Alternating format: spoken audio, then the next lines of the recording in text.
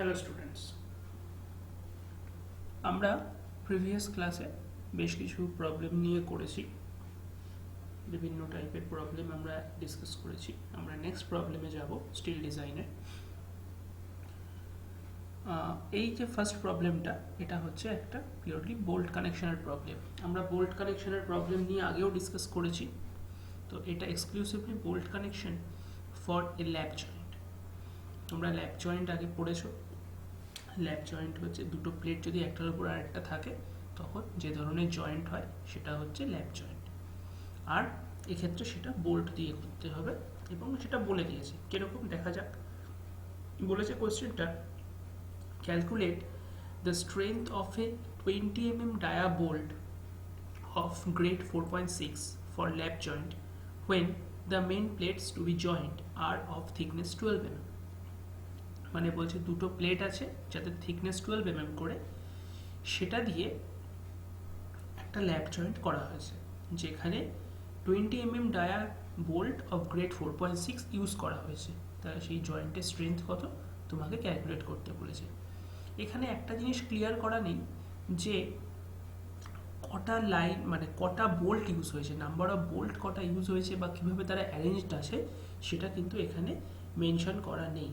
তাহলে সুবিধার জন্য আমরা ধরে নিয়েছি একটা লাইনে বোল্টগুলো কানেক্ট করা আছে। এখানে আমি ছবিতে 4খানা এঁকেছি, কেননা এই উইথ কতটা প্লেটটা চওড়া সেটাও আমার কোশ্চেনে বলা নেই। তার ফলে নাম্বার অফ বোল্ট কটা হবে, 4 হবে না 6 হবে না 8 হবে সেটাও আমি জানি না। আমি ধরে নিচ্ছি একটা লাইন বরাবরই রয়েছে, যেখানে এজ ডিস্টেন্সটা ই দিয়ে ডিনোট করা হচ্ছে, এবং দুটোর মধ্যে যে সেন্টার টু সেন্টার ডিস্টেন্স সেটা পিচ, সেটা পি দিয়ে ডিনোট করা হয়েছে। কী কী ডেটা আমায় বলা আছে দেখে নিই। নমিনাল ডায়া বোল্ট 20 mm বলে দিয়েছে, গ্রেড অফ বোল্ট বলে দিয়েছে, থিকনেস অফ প্লেট বলে দিয়েছে। তাহলে আমার এখান থেকে কী কী ডেটা রিকোয়ার্ড। ফার্স্ট যেটা লাগবে, এখানে তোমরা দেখতে পাচ্ছ বাঁদিকে পিকচার এঁকেছি আমি, সেখানে কিভাবে দুটো প্লেট রয়েছে। এটা হচ্ছে তার ফ্রন্ট ভিউ এবং এটা হচ্ছে তার টপ ভিউ।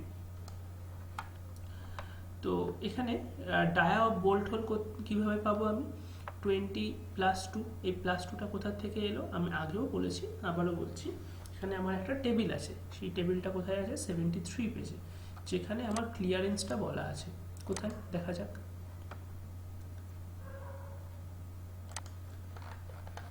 এই যে টেবিলটা আছে, টেবিল 19, সেখানে বলা আছে যদি নমিনাল সাইজটা এই রেঞ্জে পড়ে, আমার নমিনাল সাইজ 20, তার মানে 16 to 22 রেঞ্জে পড়ছে, তার জন্য স্ট্যান্ডার্ড ক্লিয়ারেন্স হচ্ছে 2 মিলিমিটার। সেই জন্য আমি 2 মিলিমিটার অ্যাড করেছি স্ট্যান্ডার্ড ক্লিয়ারেন্স। 22 হচ্ছে বোল্ট হোলের ডায়াটা। আলটিমেট স্ট্রেস কত হবে, 400 নিউটন পার মিলিমিটার স্কোয়ার এফইউবি। সেটা কোথা থেকে পাচ্ছি, সেটা টেবিল 1 থেকে পাচ্ছি।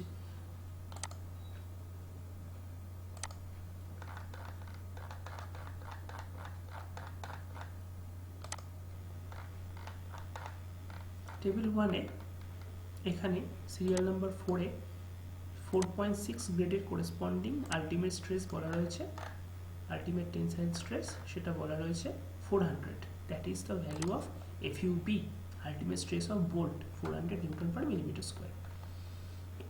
প্লেটেরটা কত আমি কোশ্চেনে বলা নেই, তো আমি ধরে নিচ্ছি গ্রেডটা E250 গ্রেড স্টিল, এবং তার জন্য আমরা যেটা স্ট্যান্ডার্ড হয় জানি 410, এবং তার জন্য যদি FY ইউজ করতে হয় সেটা হবে 250। এজ ডিস্টেন্স, এইটা আমরা কোথা থেকে পাচ্ছি, এইটা পাচ্ছি, আমার এজ ডিস্টেন্স বলে দেয়নি, তাহলে আমি অ্যাজিউম করে নিচ্ছি মিনিমাম ভ্যালুটা। তাহলে মিনিমাম ভ্যালু যে 1.5 D0, সেটা আমি কোথা থেকে পাচ্ছি, সেটা আমি পাচ্ছি হচ্ছে 74 পেজে। এখানে এখানে কি বলেছে, যদি হ্যান্ড ফ্লেমড কাট হয় বা শ্রেডেড এজ হয় তখন 1.7 টাইমস দ্য হোল ডায়ামিটার, আর যদি মেশিন কাট রোল্ড হয় তখন 1.5 টাইমস দ্য হোল ডায়ামিটার। তো আমি এটাই ধরে নিয়েছি, মেশিন কাট ধরে নিয়েছি, রোল্ড সেকশন। তাহলে D0 ভ্যালু বসি 33 আসছে, আমি ওটাকে 35 অ্যাজিউম করেছি। পিচ ডিস্টেন্স অ্যাজিউম করেছি কত, 50 mm। কোথা থেকে, মিনিমাম ভ্যালু এইটা, সেটা কোথায় পেলাম, সেটা এখানে আছে 73 পেজে এই জায়গাটায়। The distance between centre to centre fastener shall not be less than 2.5, মানে মিনিমাম হচ্ছে 2.5 টাইমস দ্য নমিনাল ডায়া। মাথায় রেখো, মানে নমিনাল ডায়া, আগেরটা ছিল বোল্ট হোলের যে ডায়া সেটা, এটা হচ্ছে নমিনাল ডায়া মানে ডি। তার মানে 20 দিয়ে ইন্টু করছি 50 mm। সেই অনুযায়ী আমি এখানে ড্রয়িংটা বলতে পারি, তাহলে এই দুটো বোল্টের মধ্যে ডিস্টেন্স হচ্ছে 50 mm, এবং এজের ডিস্টেন্স হচ্ছে 35 mm। তাহলে এর স্ট্রেংথ আমরা বার করতে হবে। তো আমরা আগেও দেখেছি এখানে দুটো ক্যাটাগরি রয়েছে, একটা হচ্ছে শিয়ার ক্যাপাসিটি অফ বোল্ট আর একটা রয়েছে বিয়ারিং ক্যাপাসিটি অফ বোল্ট। তো শিয়ার ক্যাপাসিটি অফ বোল্ট আমরা কিভাবে পাচ্ছি, তাহলে এই ফর্মুলাটা ইউজ হচ্ছে, কোথায় রয়েছে না, আমরা যদি চলে যাই এইখানে 10.3.3তে শিয়ার ক্যাপাসিটি আমরা এখানে দেখতে পাচ্ছি, আগেও বলেছি। তাহলে এখানে কোনটা কি, এখানে এনএন মানে হচ্ছে এফইউবি আমরা জানি, গামা এমবি আমরা টেবিল 5 থেকে পেয়ে যাচ্ছি। এনএন আর এনএসটা কি জিনিস, এনএন হচ্ছে যে কটা বোল্টের যে লাইনটা সেটা শিয়ার প্লেন দিয়ে কটা গেছে, মানে কাউন্টার করেছে কটা। তাহলে বোল্টের যে লাইন সেটা শিয়ার প্লেন, আমরা তাহলে এখানে একটাই লাইন অফ বোল্ট ধরেছি এবং এই বরাবরই সেটা শিয়ার হয়ে যাবে। তাহলে আমি বলতে পারি এনএন এর ভ্যালুটা 1, আর শিয়ার প্লেন দিয়ে যায়নি এরকম বোল্টের লাইন কটা আর নেই, তাহলে এনএস এর সেটাই হচ্ছে এনএস ভ্যালু, সেক্ষেত্রে সেটা 0। তাহলে আমাদের ক্ষেত্রে একটাই বোল্টের লাইন আছে যেটা শিয়ার প্লেন দিয়ে গেছে বলে আমরা ধরে নিয়েছি। এএনবির ভ্যালু হয় হচ্ছে 0.78 π/4 d², আগেও আমরা বলেছি। এএসবির ভ্যালু হয় π/4 d², যদিও এএসবির ভ্যালুটা এক্ষেত্রে আমাদের লাগছে না, কেননা এই এনএস যেহেতু 0 তাহলে এই পার্টটা 0 হয়ে যাচ্ছে। আমি ভ্যালুগুলো বসিয়ে দিলাম এখানে। তোমরা গামা এমবির ভ্যালুটা আমি যদি না বলে থাকি তোমরা তাহলে একটু লিখে নেবে যে গামা এমবিটা কোথা থেকে এলো, টেবিল 5 পেজ 30। তাহলে সেখান থেকে আমি ভিডিএসপির ভ্যালু পেলাম। বিয়ারিং ক্যাপাসিটি অফ বোল্ট লাগবে, বিয়ারিং ক্যাপাসিটি অফ বোল্ট পেতে গেলে এই চারটে জিনিসের ভ্যালু লাগবে। কোথা থেকে রয়েছে সেটা, সেটা রয়েছে এখানে।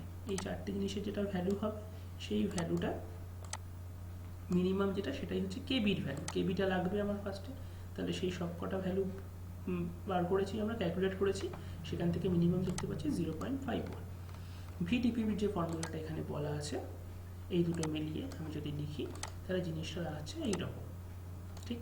তাহলে সেখানে কেবি আমি এক্ষুনি পেয়েছি, ডি মানে ডায়ামিটার আমি জানি, T T is the minimum thickness of the connecting plate. এখানে দুটো 12 মিলিমিটারের প্লেট কানেক্ট হচ্ছে, তাহলে মিনিমাম বলে আর কিছু রইল না, মানে 12টাই হচ্ছে মিনিমাম। আর এফইউ হচ্ছে 410 আমরা জানি, সেটা বসিয়ে দিই এটা। তাহলে স্ট্রেংথ অফ বোল্ট দাঁড়াচ্ছে মিনিমাম অফ ভিডিএসবি অ্যান্ড ডিপিপি, তাহলে এটা হচ্ছে আমার অ্যান্সার। কেমন? নেক্সট যে প্রবলেমটা হচ্ছে সেটা একটা বিমের প্রবলেম, একটা বিম ডিজাইন। আমরা আগেও পড়েছি যে বিম হচ্ছে একটা বেন্ডিং মেম্বার যেটা বেন্ডিং মোমেন্ট ক্যারি করে। তাহলে এরকম একটা বিম আমাকে ডিজাইন করতে হবে। কি বলেছে, design a simply supported I section to support the slab of a hall 9 metre into 24 metre with beam spaced at 3 metre centre to centre, span of beam 9 metre. মানে একটা হল ঘর রয়েছে, যে হল ঘরের ক্লিয়ার ডাইমেনশন হচ্ছে মানে into in dimension 9 metre into 24 metre. তোমাকে আই সেকশন বিম ডিজাইন করতে বলেছে, যেটা কিনা সিম্পলি সাপোর্টেড, যে বিমগুলো 3 মিটার দূরে দূরে স্পেসড হবে, দুটো বিমের সেন্টার টু সেন্টার ডিস্টেন্স হবে 3 মিটার, এবং স্প্যান অফ বিম বলছে 9 মিটার, মানে 9 মিটার বরাবর বিমটা বসছে। থিকনেস অফ দ্য স্ল্যাব মানে বিমের ওপর যে স্ল্যাবটা রেস্ট করবে সেই স্ল্যাবটার থিকনেস হচ্ছে 100 mm। একটা 4 ফিনিশ লোড ইউজ করতে বলছে এত, এবং লাইভ লোড বলছে এত।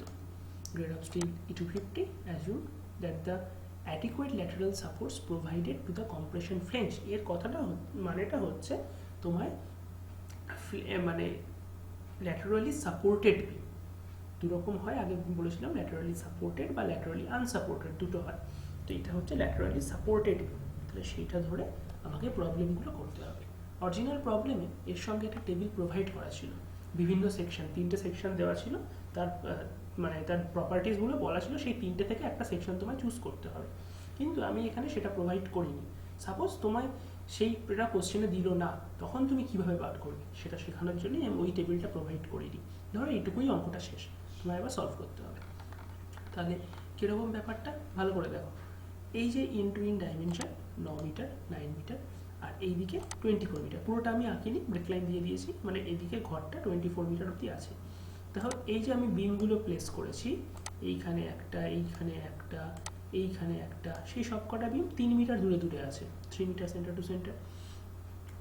আর এই যে বিমটা আছে আমি চারধারে ধরে নিয়েছি 300 মিলিমিটারের সাপোর্ট, একটা ওয়াল থিকনেস যেটা আছে অলরাউন্ড 300, তোমরা যা খুশি ধরতে পারো, 250 ধরতে পারো, 500 ধরতে পারো, 375 ধরতে পারো, তোমাদের ইচ্ছা, কিছু যখন বলে না দেয় তোমরা তোমাদের মতো অ্যাজিউম করে নিতে পারো।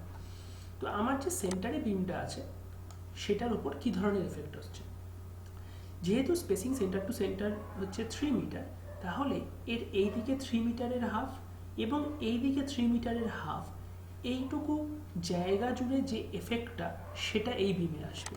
আরেকবার বলছি, যে কোনো একটা বিম যদি আমি কনসিডার করি, তার রাইট সাইডে হাফ স্প্যানের ডিস্টেন্সের যে লোডিংগুলো আছে এবং লেফট সাইডে হাফ স্প্যানের যে লোডিংগুলো আছে সেগুলো আসবে। মানে এটা যদি 3 মিটার যেহেতু, তাহলে 1.5 মিটারের যেটুকু হচ্ছে এইটা, এবং এদিকে যেহেতু 3 মিটার, তাহলে 1.5 মিটারের এদিকে যেটুকু হচ্ছে সেইটা, তো টোটাল এইটুকু পোর্শনের টোটাল লোডিংটা এই বিম, রেড কালারেতে যে বিমটা দেখানো হয়েছে সেই বিমে আসছে।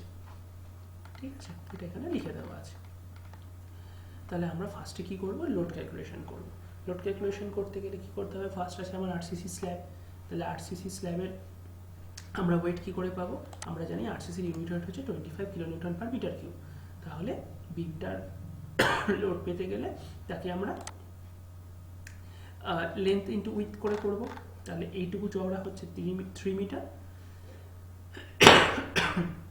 এবং থিকনেস হচ্ছে 0.1, তাহলে পার মিটারে হচ্ছে 0.1 কেন, 100 মিলিমিটার স্ল্যাব থিকনেস, তার মানে 0.1 মিটার, তাহলে 7.5 কিলোনিউটন পার মিটার হচ্ছে weight from the RCC slab. Floor finish বলে দিয়েছে 0.5, তাহলে 3 মিটারে কত করছে 1.5 কিলোনিউটন পার মিটার। মাইন্ডেড 0.5 কিলোনিউটন পার মিটার স্কোয়ার, সেটাকে আমি মিটার দিয়ে ইন্টু করছি, সেই জন্য কিলোনিউটন পার মিটারের লোডটা আসলো। Self weight of the beam আমি অ্যাজিউম করে নিয়েছি 1 kilonewton per metre. Live load 3 kilonewton per metre square বলে দিয়েছে, তাহলে 3 মিটারের জন্য 3 ইন্টু 3 9 কিলোনিউটন পার মিটার। এই 3টা কোথা থেকে আসছে বুঝতে পারছো তো, এই যে 3 মিটার উইথে যে স্ল্যাবের ওয়েটটা এখানে পড়ছে, যেটা দেখানো হয়েছে, এই টোটাল 3 মিটার। ঠিক আছে, আচ্ছা, তাহলে টোটাল লোড কত হলো, সাম আপ করে দিলাম। তাহলে ফ্যাক্টরড লোড হলো 1.5 গুণ করে দিলাম, তাহলে এটা হচ্ছে আমার ফ্যাক্টরড লোড, যেটা বিমের একটা বিমের ওপর আসছে। এফেক্টিভ স্প্যান কত হবে, টোটাল 9 মিটার এবং দুধারে আমি যেহেতু 300-এর সাপোর্ট ধরেছি, তার হাফ দুদিকে যোগ হবে, তাহলে 9.3 মিটার হচ্ছে টোটাল এফেক্টিভ স্প্যান। তাহলে বেন্ডিং মুভমেন্ট, সিম্পলি সাপোর্টেড বিম, ইউডিএল হিসাবে লোডিংটা আমরা ধরছি, তাহলে WL²/8 বেরিয়ে গেল, এবং ফ্যাক্টর শিয়ার ফোর্স সেটা হচ্ছে WL/2, সেটাও বেরিয়ে গেল। ওকে, তাহলে এবার আমাকে ফার্স্ট সেকশনটা অ্যাজিউম করতে হবে। কিভাবে পেতে পারি, ল্যাটারালি সাপোর্টেডের জন্য এই ফর্মুলাটা আমাকে কোডে দেওয়া আছে। কোথায়,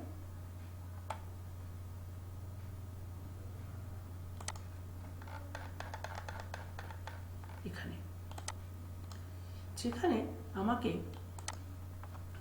বিটা ডিপেন্ড করছে সেকশনের ক্লাসিফিকেশনের ওপর। আমি ধরে নিচ্ছি ইনিশিয়ালি সেকশনটা প্লাস্টিক, আমি আসছি ডিটেলসে কীভাবে আমরা এটা ডিসাইড করব, তার জন্য বিটা বির ভ্যালুটা 1 ধরে নিচ্ছি।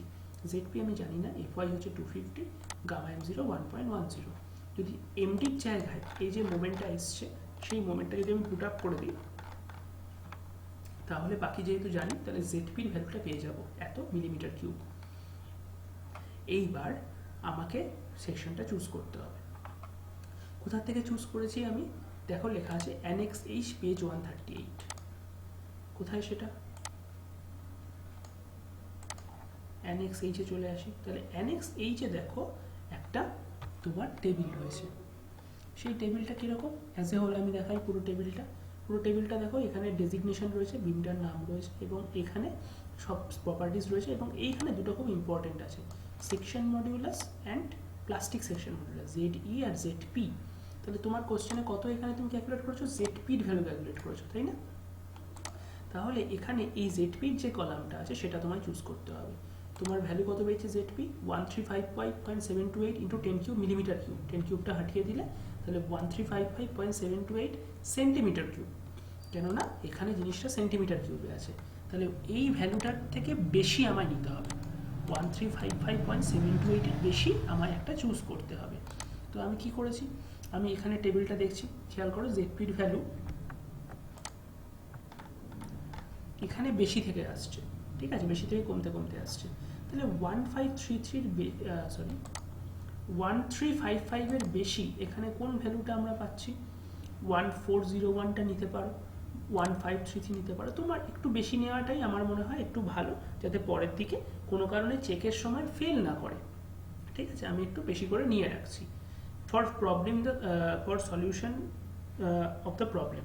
আমি প্রবলেমটা যেহেতু সলিউশন করছি সেই হিসাবে। অ্যাকচুয়ালি প্র্যাকটিক্যাল ফিল্ডে তো এইভাবে হাতে ডিজাইন আমরা করবো না, তখন অ্যাডিকুয়েটলি নেব।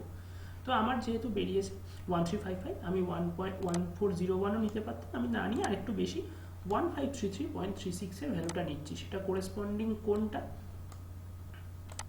তুমি যদি স্কেল ফেলে দেখো,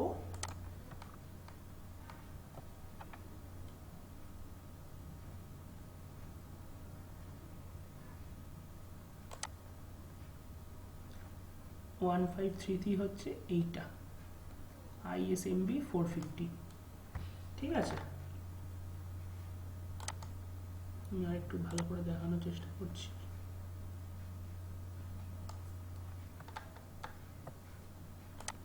ISMB 450 ভ্যালুটা হচ্ছে 1533.36 ZP ভ্যালুটা। তাহলে আমি কি করলাম?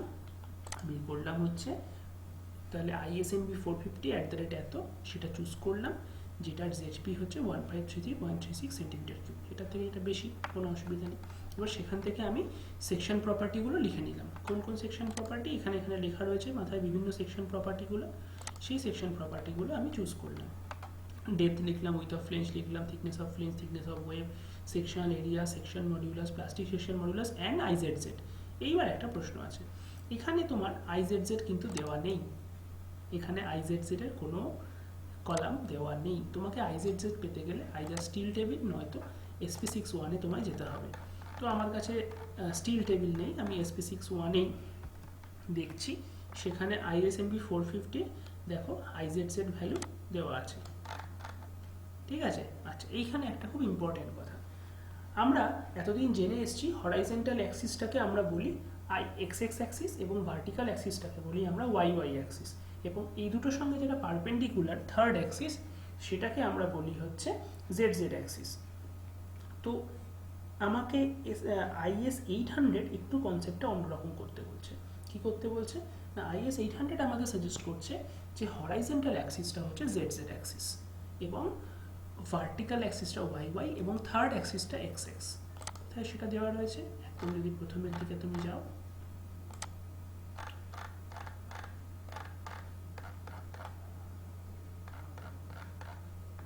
দেখো এইটা হচ্ছে জেড অ্যাক্সিস, এই ভার্টিক্যালটা হচ্ছে ওয়াই অ্যাক্সিস, কেমন?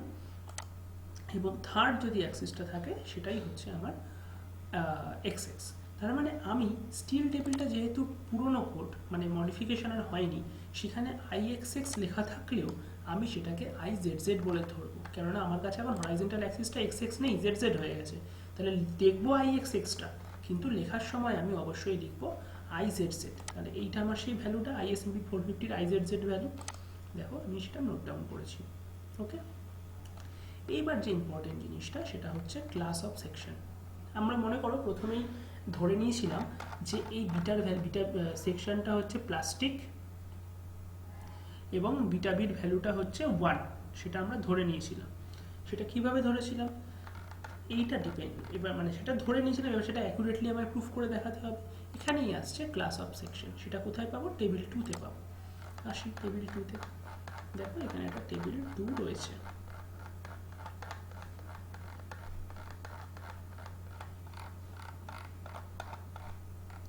এই টেবিল 2-তে আমার কি বলা আছে? Limiting width to thickness ratio এবং এদিকে ক্লাস অফ সেকশন বলা আছে। তাহলে এখানে কোনটা কোনটা আমাকে দেখতে হবে? এখানে দুটো জিনিস, ফার্স্ট আমাকে ফ্লেঞ্জটা আলাদা করে দেখতে হবে এবং ওয়েবটা আলাদা করে দেখতে হবে। আই সেকশনের যেহেতু দেখছি, তার মধ্যে এটা আমাদের রোল সেকশন, তাহলে এই রোটা আমার ইউজ হবে।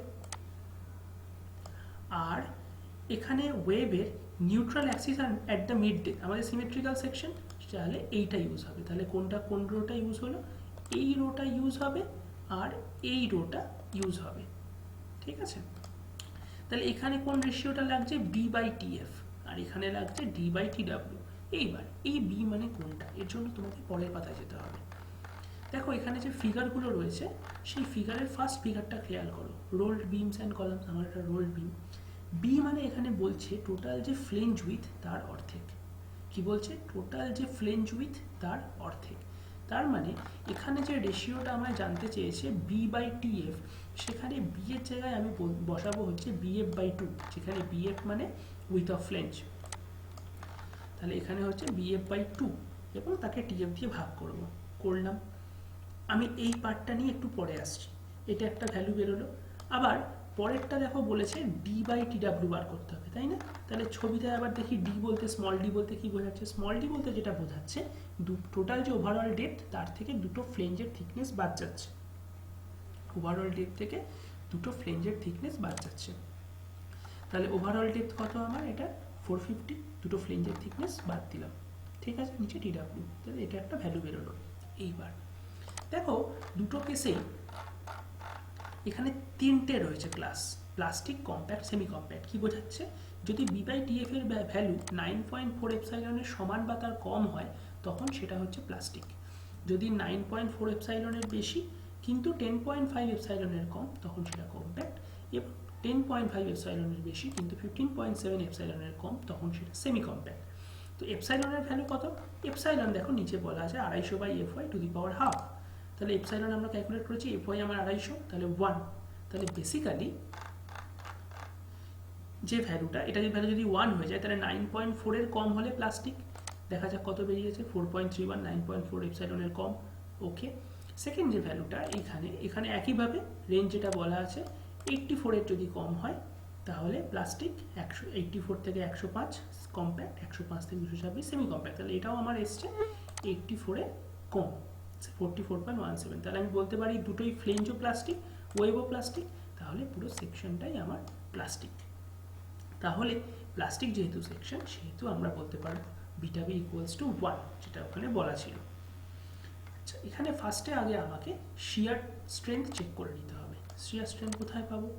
শিয়ার স্ট্রেংথ পেতে গেলে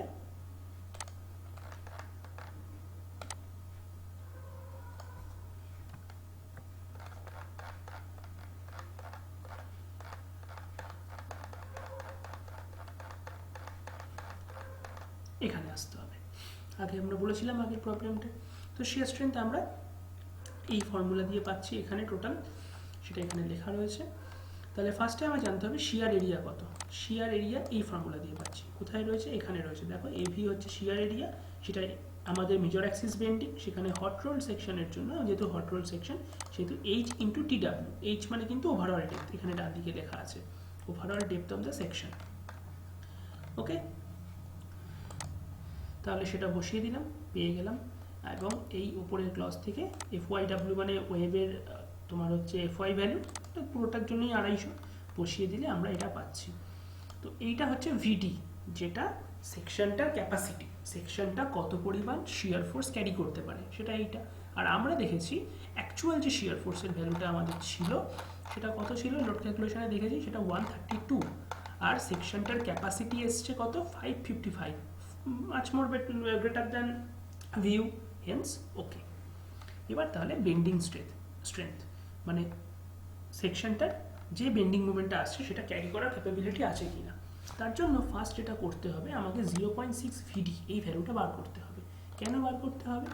তো আমরা যদি সেই মোমেন্টের ফর্মুলাটা যাই, প্রথমে যেটা ধরে আমি অ্যাজাম্পশনটা করেছিলাম, যেটা অ্যাজিউম করে আমরা শুরু করেছিলাম যে এমডির এই ফর্মুলাটা দিয়ে আমরা শুরু করছি, সেখানে দেখো এই ফর্মুলাটা তখনই ভ্যালিড হবে যখন when the factor design strength does not exceed 0.6 VD।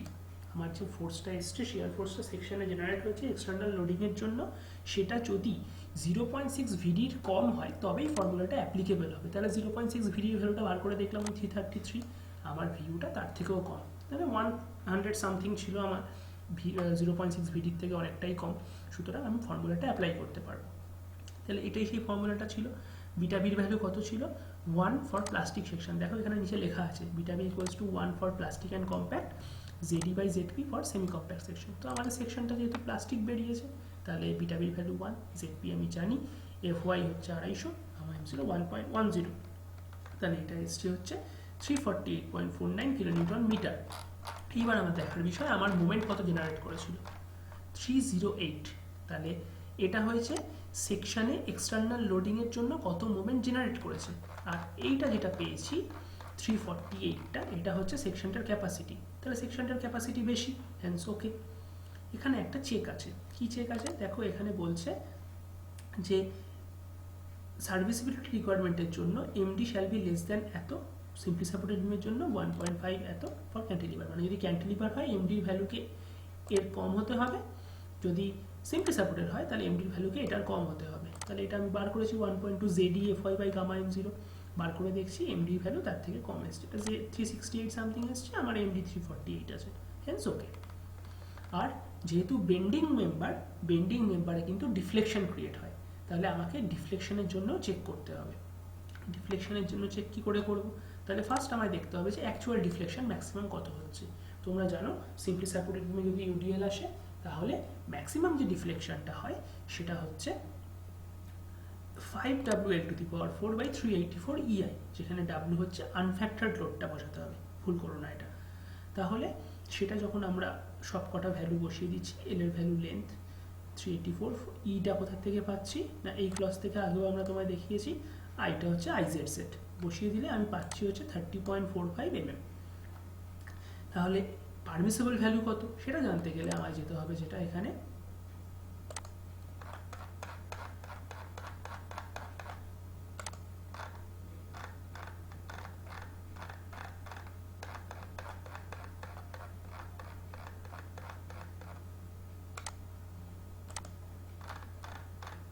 এইখানে টেবিল 6। দেখো ডিফ্লেকশন লিমিট যেটা রয়েছে সেটা হচ্ছে industrial building, vertical loading, live load, simple span. কি বলছি, industrial building, vertical loading, live load, simple span. Simple আমি ব্রিটেল মেটেরিয়াল ধরেই করছি, যাতে মানে ফ্যাক্টর মানে 300টা ধরেই করছি। আমার কীরকম ক্ল্যাডিং বলে দেয়নি, আগেও আমি বলেছি ক্ল্যাডিং যদি বলে না নিজের মধ্যে চুজ করবে, তাহলে আমি ব্রিটেল ক্ল্যাডিং ধরেই করছি। তাহলে স্প্যান বাই 300 হচ্ছে ম্যাক্সিমাম ডিফ্লেকশন লিমিট। তাহলে স্প্যান বাই 300 করলে আমি কত পাচ্ছি 31, মানে কি বোঝাচ্ছে ম্যাক্সিমাম পারমিসিবল ডিফ্লেকশন 31, আর আমার অ্যাকচুয়াল কত এসছে 30.45। So deflection is okay. তাহলে সেটা করে আমি চেক করে দেখলাম যে আমার ডিফ্লেকশনের এটাও ক্রাইটেরিয়াটাও ম্যাচ করছে। তাহলে আমরা একটা বিম ডিজাইন কী করে করতে হয় সেটা আমরা আজকে শিখলাম, তারও আগে বোল্ট কানেকশনের একটা প্রবলেম ল্যাপ জয়েন্টের সলিউশন করলাম। Thank you. নেক্সট ভিডিওতে আমরা ফার্দার কোনো প্রবলেম নিয়ে ডিসকাশন করব।